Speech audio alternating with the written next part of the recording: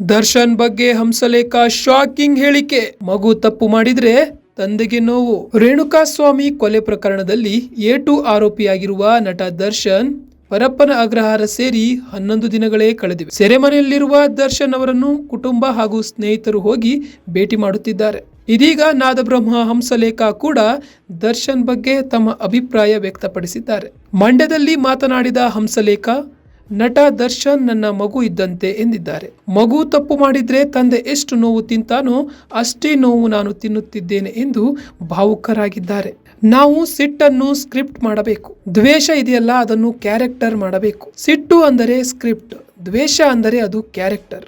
ನಾವು ಆ ಥರ ಸ್ಕ್ರಿಪ್ಟ್ ಸಿನಿಮಾದಲ್ಲಿ ತೋರಿಸಬೇಕಷ್ಟೇ. ಆದರೆ ನಿಜ ಜೀವನದಲ್ಲಿ ಸ್ಕ್ರಿಪ್ಟ್ ತರಬಾರದು. ನಿಜ ಜೀವನದಲ್ಲಿ ಸಿನಿಮಾ ಕ್ಯಾರೆಕ್ಟರನ್ನು ಕೂಡ ತರಬಾರದು. ಇದು ಕಲಾವಿದರ ಕರ್ತವ್ಯ ಎಂದು ಹಂಸಲೇಖ ಹೇಳಿದ್ದಾರೆ. ದರ್ಶನ್ ನನ್ನ ಮಗು ಅಂತ ತಿಳಿದುಕೊಳ್ಳಿ.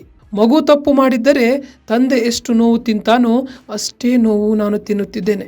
ಆ ಮಗು ಕೂಡ ಅಷ್ಟೇ ನೋವು ತಿನ್ನುತ್ತಿರುತ್ತೆ.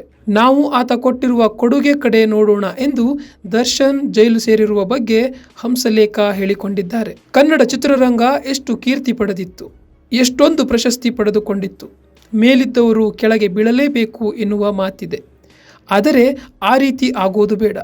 ಕೆಳಗೆ ಬಿದ್ದರೂ ಮೇಲೆ ಏಳಲು ಸಾಧ್ಯವಿದೆ. ಕೇರಳ ಚಿತ್ರೋದ್ಯಮ ಕೂಡ ಹೀಗೆ ಆಗಿತ್ತು. ಆದರೆ ಅದು ಈಗ ಉತ್ತುಂಗದಲ್ಲಿದೆ ಎನ್ನುವ ಮೂಲಕ ದರ್ಶನ್ ಪ್ರಕರಣದಿಂದ ಕನ್ನಡ ಚಿತ್ರರಂಗಕ್ಕೆ ಯಾವುದೇ ಕೆಟ್ಟ ಪ್ರಭಾವ ಬೀರಿಲ್ಲ ಎಂದು ಹಂಸಲೇಖ ತಮ್ಮ ಅಭಿಪ್ರಾಯವನ್ನು ಹಂಚಿಕೊಂಡಿದ್ದಾರೆ.